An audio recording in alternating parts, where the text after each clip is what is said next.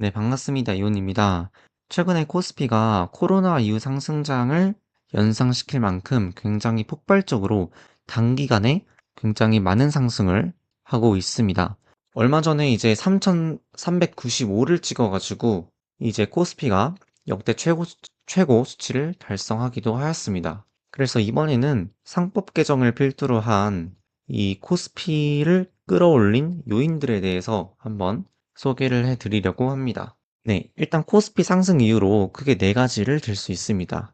일단 정치적 불확실성 해소도 있고, 그리고 두 번째로 추경도 굉장히 이 메인 요소 중에 하나였죠. 그리고 세 번째로는 밸류업 정책, 그리고 네 번째로 요새 굉장히 화두가 되고 있는 상법 개정이 있습니다. 일단 순서대로 한번 훑어볼 건데, 우선 정치적 불확실성 해소부터 얘기를 해보겠습니다. 우선 작년도 12월 달에 비상계엄 사태가 있었습니다.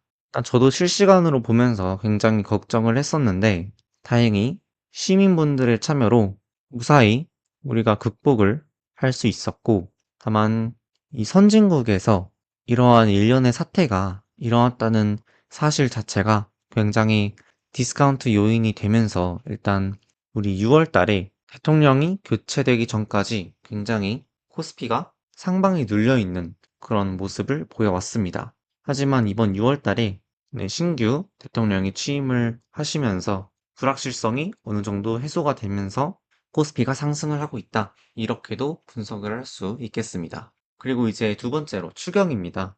이 추경이 이제 옳냐 그르냐에 대해서는 많은 논쟁이 있지만요.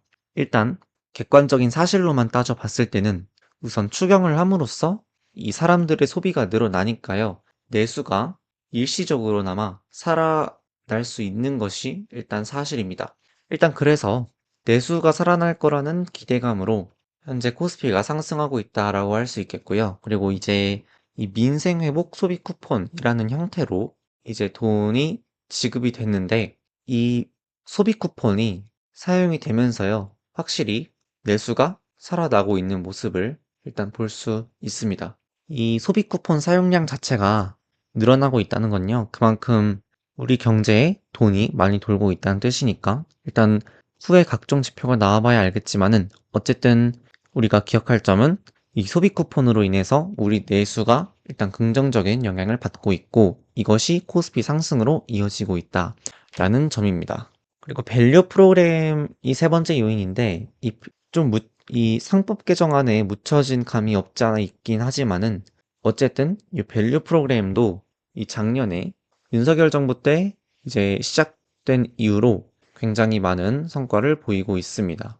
이 기업 가치 제고 계획이요. 꾸준히 늘어나고 있고요. 현재 이 밸류 프로그램 관련 공시를 한 기업들은 전체 시가총액의 한 50% 정도 되는 것으로 알려져 있습니다. 이 밸류 프로그램이 뭔가 하면은 이 기업 가치를 제고할 수 있는 계획을 기업 스스로 발표를 하고 또 그것대로 이행을 하면 인센티브를 주겠다라고 해서 정부에서 주도적으로 우리 코스피 시장의 재평가를 유도하는 정책입니다.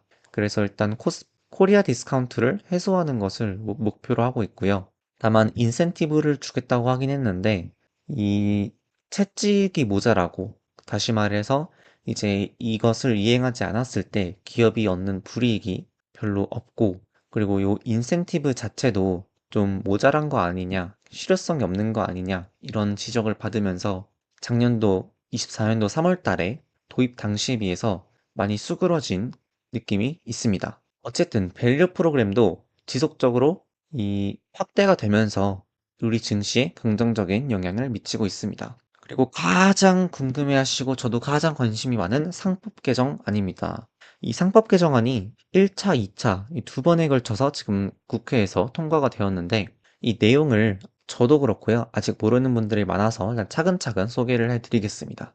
우선 상법 개정안은 총 5가지로 구성이 되어 있습니다. 우선 첫 번째부터 말씀을 드리자면요.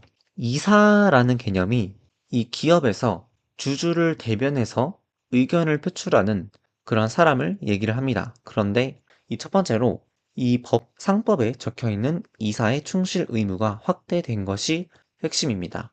이것은요, 여태까지 이사가 분명 주주의 이익을 대변해야 하는데도 참 불합리하게도 법에는 회사의 이익을 위해서 직무를 수행해야 한다라는 규정만 있어서요. 어떤 이사가 주주의 이익에 맞지 않는 행동을 하여도 이 주주 입장에서는 법적으로 태클을 걸 수 있는 게 없었습니다. 하지만 이번에 개정이 되면서요. 이사의 충실 의무 대상이 회사에서 회사 및 주주로 확대가 되면서 이제 이사가 전체 주주의 이익을 고려하지 않고 의사결정을 하는 시에는 이 법적인 클레임을 걸 수 있게 되었습니다. 그래서요, 소수주주도 이 똑같이 클레임을 걸 수 있게 되었다는 점이 핵심입니다. 그래서 핵심은요, 우리 주주가 기업 의사결정에 목소리를 낼 수 있게 되었다는 점입니다.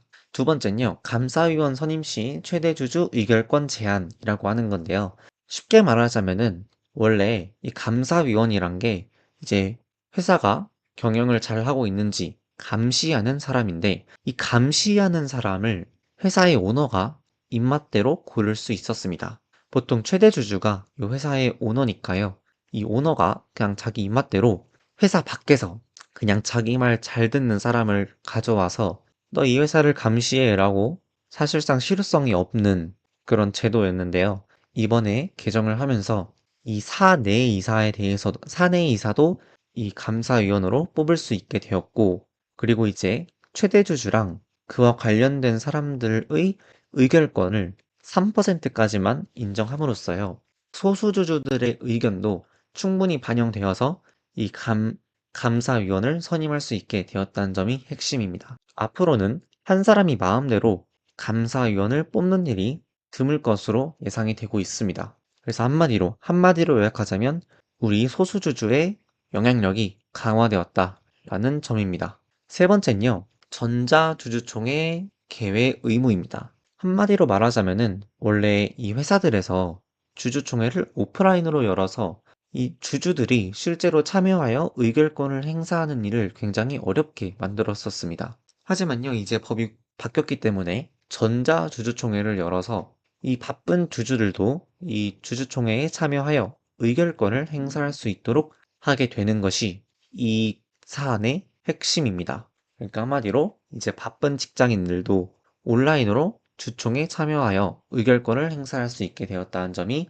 되겠습니다. 그리고 네 번째는요, 사회이사 명칭 변경 및 독립이사 제도 강화인데 제가 좀 전에도 사회이사라는 표현을 썼습니다. 사회이사라는 것은 회사의 밖에서 이 주주의 이익을 대변하는 외부인을 얘기하는 것인데 이 사회이사를 독립이사로 바꿨습니다. 그러니까 이 사회이사들 보고 이제 너희들 독립적으로 이제 주주 이익 대변 활동을 해라 라고 이제 압박을 하는 그런 점이 되겠고 또 이사회 내에서 독립이사의 비율을 기존에는 25%였는데 이제 33%로 확대를 하였습니다. 이제 사내 이사의 경우에는 회사랑 관련이 있는 사람이다 보니까 아무래도 주주의 이익을 제대로 대변하기가 어렵습니다. 하지만 사외 이사의 경우에는 어떤 회사 내의 이제 이해관계와 전혀 관련이 없기 때문에 주주의 이익을 훨씬 더 잘 대변할 수 있겠죠. 이제 그 사람들의 비중을 높여가지고 핵심적으로는 이제 우리 주주의 이익을 더 잘 대변하도록 하였다라는 점입니다. 마지막으로 다섯 번째는 집중투표제 의무화입니다. 이거 참 언론에도 많이 나오고 말이 많았는데요. 집중투표제라 하면은 이제 어떤 세 명의 후보를 뽑을 때 한 주주가 자기가 의결권이 3개가 있으면은 그 3개를 몰아서 한 사람한테 줄 수 있는 투표제입니다. 근데 이제 집중투표제를 안 할 경우에는 이 소수주주들의 힘이 분산이 되면서 이 의견 반영이 굉장히 어려워질 수 있다라는 점이 있습니다. 그래서 원래는 이제 기업들이 소수주주한테 힘이 가는 것을 막으려고 이 집중투표제를 현재 자율로 설정되어 있었는데 실행을 하지 않았습니다. 그래서 이제 대주주 입맛에 맞는 그러한 사람이 뽑히는 주주총회였었는데 이제는 이제 자산 2조 원 이상인 대형 상장사는 의무적으로 집중투표제를 시행함으로써요. 소수주주가 자기 지분만큼 표를 집중하여 특정 후보를 이제 선임할 수 있는 가능성이 생겨 즉 소수주주의 권리가 강화된 것이 핵심입니다. 네, 이렇게 상법 개정안도 비롯해서 코스피 상승 동력을 확인해 봤습니다. 이 코스피 상승이 현재 아무래도 실적 기반보다는 정치적 불확실성 해소 및 이 정책적 효과로 단기간에 굉장히 빠르게 오른 것이 맞습니다. 그래서 일단 코스피의 단기적 상승을 부정적으로 보고 숏을 친다 하면은 그것도 일단 논리적인 설명이긴 합니다. 현재 이제 정책적 기대만으로 주가가 부양이 된 것이기 때문에 만약에 정책이 하나라도 마음에 들지 않는 게 나온다. 그러면 시장은 언제든지 빠질 가능성이 있거든요. 그리고 이 상승을 보면은 외국인과 기관이 주도를 했습니다. 요 개미들은요, 중간에 차익 실현을 하고 나가서 이 대대적인 상승장에 아무래도 온전히 참여를 하지는 못했습니다. 그래서 그 외국인이랑 기관이 핵심인데 그들의 마음을 계속해서 사로잡을 수 있는 정책을 이 현 정부가 내놓을 수 있을지는 지속적으로 지켜봐야 할 것 같습니다. 네, 또 새로운 소식 나오면 업데이트해서 알려드리도록 하겠습니다. 감사합니다.